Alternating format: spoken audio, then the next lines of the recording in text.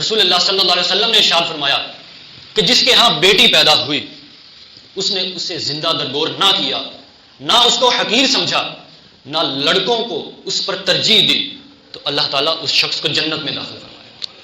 بیٹی تو جو ہے وہ جنت کی جو ہے وہ خوشخبری ہے۔ ام المومنین سیدہ عائشہ صدیقہ رضی اللہ تعالی عنہا وہ فرماتی ہیں کہ ایک دن میرے پاس ایک غریب عورت جو ہے وہ میرے پاس آئی، اس کے ساتھ اس کی 2 بیٹیاں تھیں۔ تو جب وہ میرے پاس آئی تو میں نے اسے جو ہے وہ 3 کھجوریں دی۔ تو اس نے کیا کیا، ایک کھجور جو ہے وہ اپنی ایک بیٹی کو دی اور دوسری کو، اور ایک جو ہے وہ اپنے پاس رکھ لی۔ تو جو ایک بیٹی تھی نا، اس نے ماں سے کہا کہ یہ دوسری کھجور بھی مجھے دو۔ تو وہ ماں نے کیا کیا، اس نے جو ہے وہ ایک جو کھجور تھی اس کو آدھا کیا، آدھی کھجور ایک بیٹی کو دی اور آدھی کھجور دوسری بیٹی کو دی۔ وہ ان بچیوں نے کھا لی اور خود جو ہے وہ بھوکھی گئی، اس نے خود نہ کھائی۔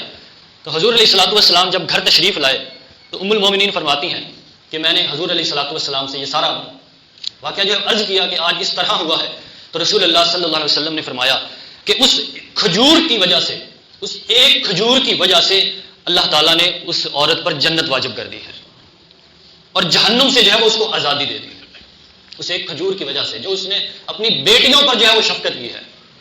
حضرت انس رضی اللہ تعالی عنہ آپ روایت کرتے ہیں کہ رسول اللہ صلی اللہ علیہ وسلم نے فرمایا کہ جسے اللہ نے 2 بیٹیاں دی اور اس نے ان کی پرورش کی اور ان کی دیکھ بھال کی، تو وہ شخص جنت میں میرے ساتھ ہوگا اور جنت میں ہم اکٹھے داخل ہوں گے۔ اس طرح حضور علیہ الصلوۃ والسلام نے اپنی 2 انگلیوں کا اشارہ کیا اور کہا کہ جس طرح یہ 2 انگلیاں اکٹھی ہیں اپنی بیٹیوں کی پرورش کرنے والا، اور میں جنت میں اسی طرح اکٹھے داخل ہوں گا۔ حضور علیہ الصلوۃ والسلام نے تو جو جنت کی جو ہے وہ بشارت دی ہے۔ حضور علیہ الصلوۃ والسلام نے فرمایا کہ جو بندہ کثرت کے ساتھ درود پاک پڑھتا ہے وہ کل قیامت کے دن اور جنت میں میرے ساتھ ہوگا۔ ایک بندہ تو درود پاک کثرت سے پڑھے اور دوسری طرف بیٹیوں کی پرورش کرنے والا ہے، وہ بھی حضور علیہ الصلوۃ والسلام کے جو ہے وہ ساتھ ہوگا۔ بلکہ ایک روایت میں ہے کہ اللہ تعالیٰ جس بندے سے خوش ہوتا ہے تو پھر اللہ تعالیٰ اس کو بیٹی عطا کرتا ہے، اور جس سے پھر زیادہ خوش ہوتا ہے اس کو ایک اور بیٹی عطا کرتا ہے، اور جس سے اور خوش ہوتا ہے اس کو پھر اور بیٹی عطا کرتا ہے۔ یہ تو اللہ کی خوشی ہے، اللہ کی طرف سے خوشخبری بھی ہے۔ بیٹی کی پیدائش پر خوشی کی بجائے کیا ہوتا ہے، منہ لٹکا لیا جاتا ہے، غصہ کیا جاتا ہے، جو بیٹی کی ہو گئی۔ بلکہ بعض دفعہ تو ایسا بھی ہوتا ہے کہ بیوی سے بات نہیں کرتے لوگ،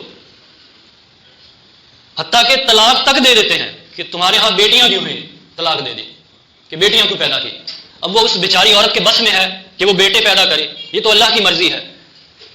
اور کئی تو ایسے بھی دیکھا گیا کہ اپنی بیٹیوں کو دیکھتے ہی تک نہیں، اور ایسے واقعات میں اس دور میں تو جو ہے وہ مٹی کے اندر زندہ دفن کرتے تھے، لیکن اس معاشرے کے اندر ایسے واقعات بھی جو ہے وہ سامنے آئے ہیں کہ الٹرا ساؤنڈ کروایا، طبی طریقوں سے پتہ چلا کہ بیٹی ہے تو اس کا حمل کروا دیا، حمل جو ہے وہ ضائع کروا دیا۔ تو یہ قتل کرنے والی ہی بات ہے۔